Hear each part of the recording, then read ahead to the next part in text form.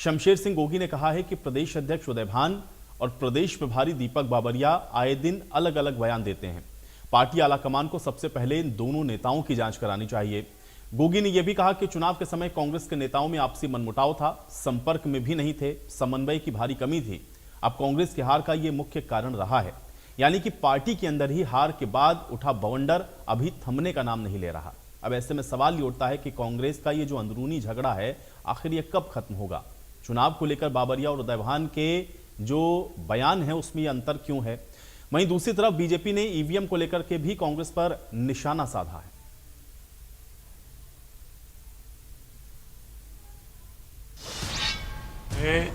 EVM कोई factor हो सकता है, इससे मैं इनकार नहीं करता, लेकिन मेरे को लगता है कि ईवीएम से नहीं, ज़्यादातर संगठन ना होने की वजह से और आपसी जो तालमेल नहीं था। जो सीनियर लीडर थे उनकी आपस में इवन बातचीत भी नहीं होती थी और उसी को लेके लोगों में गलत मैसेज चला गया और उस मैसेज को बीजेपी ने बुलाया। उन्होंने पूरी तरह से उसका नैरेटिव बनाया और उस नैरेटिव से नुकसान हुआ है। अब अपने आप को बचाने के लिए अध्यक्ष जी कुछ और कह रहे हैं, प्रभारी जी कुछ और कह रहे हैं, और मैं तो पहले बता चुका हूँ कि जब आप मैं बीच में रखोगे तो फिर पार्टी का नुकसान होगा ही होगा। यहाँ इलेक्शन मैं पे ज़्यादा डिपेंड था। आज भी अध्यक्ष जी ने पहले बयान दिया कुछ और बयान था, कल बयान दिया कुछ और है, बाबरिया जी उसका खंडन कर रहे हैं। तो फिर पहले सबसे पहले तो इन्हीं की जांच हो जानी चाहिए। पार्टी का इतना बड़ा नुकसान करने के बाद भी उनका बयान ही नहीं, तालमेल ही नहीं है। था मैसेज था जो इसके बारे में जिसको भी अवगत कराना चाहिए मैंने कर दिया था। और वो जो है गुजरात, हरियाणा, दिल्ली, जहाँ भी मैं काम करता हूँ, लोगों के मध्य प्रदेश, मेरे पास नंबर, सभी कार्यकर्ताओं के पास मेरा नंबर होता है।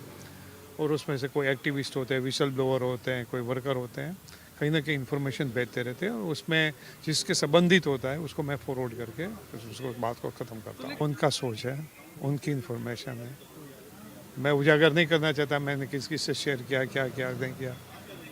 वो मानते हैं तो ठीक है, मैं उनसे हाथ जोड़ से माफ़ी मांग लूँगा। लगता है कि if everybody would have thought objectively, सब लोग ऑब्जेक्टिवली सोचते कि अच्छे और सही लोगों को टिकट देना है, ऊँटबंदी से ऊपर उठ के, तो आज शायद कांग्रेस की सरकार बन होती है। जो थी वो ये मीडिया में बताने का नहीं है। ईवीएम वाली बात आप लोगों ने दोहराई है। ये सारी बात हाँ बिल्कुल बताइए, ईवीएम वाली बताई है।